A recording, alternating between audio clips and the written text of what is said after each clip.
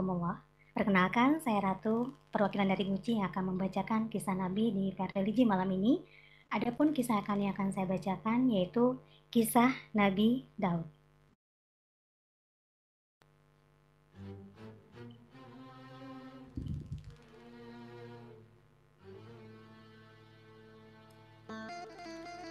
Kisah Nabi Daud menjadi salah satu kisah yang patut diimani manusia.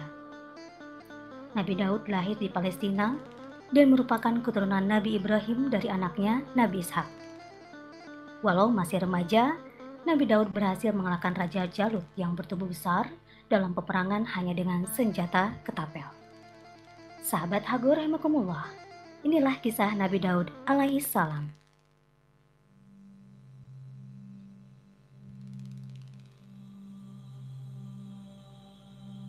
Sepeninggal Nabi Musa dan Harun, kondisi Bani Israel menjadi kacau. Negara mereka dijajah oleh bangsa lain. Rakyat tidak lagi memiliki pembimbing agama. Para ahli agama sudah mulai menyimpang dari ajaran Taurat. Akibatnya ajaran Nabi Musa hampir musnah. Di tengah kondisi yang kacau tersebut, Allah mengutus seorang nabi. Akan tetapi nama nabi ini tidak termasuk ke dalam kelompok 25 nabi yang wajib diketahui. Nama nabi tersebut adalah Syami'un. Ia mengusulkan Talut sebagai pemimpin Israel. Nabi mereka mengatakan, "Sesungguhnya Allah telah mengangkat Talut menjadi rajamu." Namun usul tersebut ditolak oleh rakyat Israel. Mereka menjawab, "Bagaimana Talut memerintah kami? Padahal kami lebih berhak mengendalikan pemerintahan daripadanya. Sedangkan dia tidak diberi kekayaan yang cukup banyak." Mendengar penolakan rakyat Israel, Nabi mereka berkata, "Sesungguhnya Allah telah memilih rajamu dan menganugerahinya ilmu yang luas dan tubuh yang perkasa. Allah memberikan pemerintahan kepada siapa yang dikehendakinya. Allah maha luas pemberiannya, lagi maha mengetahui." Mendengar penolakan rakyat Israel, Nabi mereka berkata, seperti yang tadi dikatakan. Akhirnya mereka menerima usul tersebut. Talut pun menjadi pemimpin Israel. Setelah dinobatkan menjadi raja, Talut melakukan pembenahan terhadap tentara Bani Israel. Ia kemudian mengumpulkan para pemuda untuk menjadi tentara. Kondisi saat itu Bani Israel sedang diserang musuh-musuh tangguh yang dipimpin oleh Jalut. Kabar tentang dikumpulkannya para pemuda tersebar ke seluruh negeri, termasuk sampai ke telinga seorang pemuda bernama Yisya.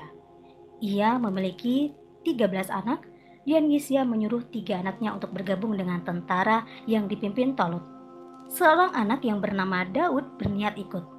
Namun sayang, Daud tidak diizinkan karena saat itu masih kecil, dan ia hanya diperbolehkan menggembala kambing dan mengantarkan susu kepada kakak-kakaknya di medan perang. Suatu ketika, Syami'un melihat Daud ini dan sangat tertarik kepada Daud karena mendapatkan petunjuk Allah tentang ciri-ciri orang yang dapat mengalahkan Jalut. Lalu Syami'un memberitahukan hal ini kepada Talut. "Wahai Talut, sesungguhnya aku melihat pada diri Daud kemampuan untuk mengalahkan Jalut. Oleh karena itu, ajaklah dia untuk bergabung dalam perang ini." Talut menerima usul tersebut dan ia mengajak Daud untuk ikut berperang. Tentu saja Daud sangat senang. Ia pun mempersiapkan diri untuk terjun di medan pertempuran.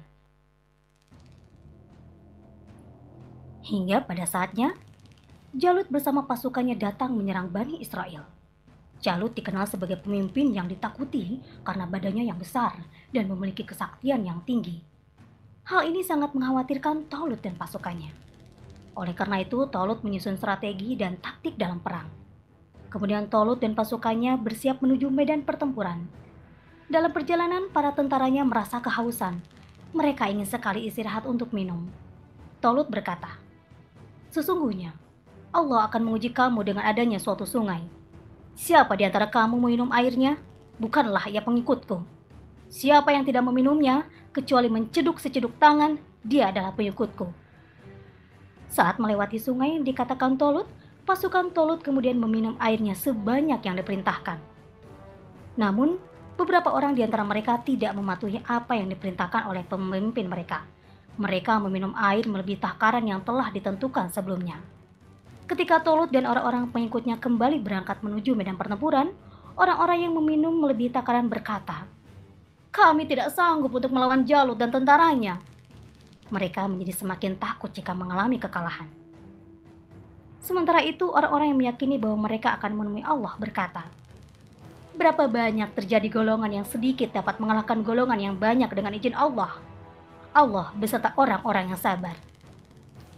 Dari peristiwa tersebut terlihat betapa sedikitnya kelompok yang mematuhi perintah Tolut. Namun Tolut dan pasukannya tetap optimis. Ketika Tolut dan pasukannya melihat Jalut dan tentaranya, mereka pun berdoa, Ya Tuhan kami, Ya Tuhan kami, tuangkanlah kesabaran atas diri kami.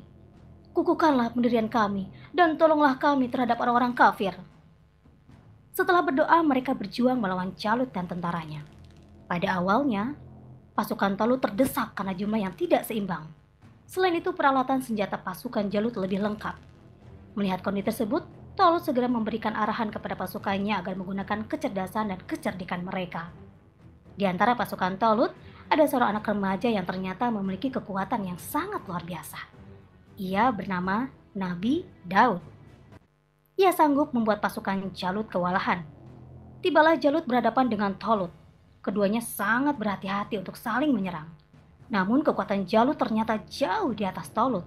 Serangan yang dilakukan Jalut hampir saja membuat Tolut terbunuh. Melihat Tolut terdesak oleh Jalut, Nabi Daud menghadang Jalut. Nabi Daud dan Jalut terlibat perkelahian yang tidak seimbang. Nabi Daud saat itu masih remaja, bertubuh kecil, dan hanya bersenjatakan ketapel. Sementara itu Jalut memiliki tubuh besar, bersenjatakan pedang, dan memiliki sebuah tameng. Pada awalnya banyak yang meragukan kemampuan Nabi Daud. Namun, di luar dugaan, Nabi Daud berhasil mengalahkan Jalut dengan izin Allah. Lemparan ketapelnya terlontar dengan sangat keras dan tepat mengenai kening Jalut. Saat itu juga, Jalut langsung jatuh di atas tanah dan kemudian mati. Setelah Jalut mati terbunuh, nyali pasukannya menjadi ciut. Mereka melarikan diri dari medan pertempuran. Sementara Tolut dan tentaranya kembali dengan membawa kemenangan. Sejak saat itu, bangsa Israel terbebas dari penjajahan. Sahabat Ago, populernya juga puasa Daud alaihissalam yang satu hari puasa, satu hari berbuka dipraktekkan juga sampai saat ini. Dia gemar sekali beribadah serta berpuasa kepada Allah Subhanahu wa Ta'ala. Karenanya Allah Subhanahu wa Ta'ala amat menggemari bila seorang mengamalkan puasa Daud. Amalan puasa Daud alaihissalam ini dipaparkan dalam hadis Rasulullah SAW yang diriwayatkan oleh Abdullah bin Amr. Puasa yang lebih disukai oleh Allah, yakni puasa Daud, serta sholat yang sangat disukai Allah, yakni sholat Daud. Dia tidur sepertiga malam, bangun sepertiganya, kemudian tidur seperenamnya. Dia berpuasa satu hari, kemudian berbuka satu hari. Hadis riwayat Bukhari serta Muslim. Sahabat Hago rahimakumullah, demikian kisah Nabi yang dapat saya sampaikan. Percayalah, seseorang yang rendah hati akan lebih banyak disukai oleh orang-orang di sekitarnya. Rendah hati bagaikan sayap yang kuat untuk terbang tinggi. Kurang lebihnya mohon dimaafkan. Saya Ratu Guci. Wabillahi taufiq wal hidayah. Wassalamualaikum warahmatullahi wabarakatuh.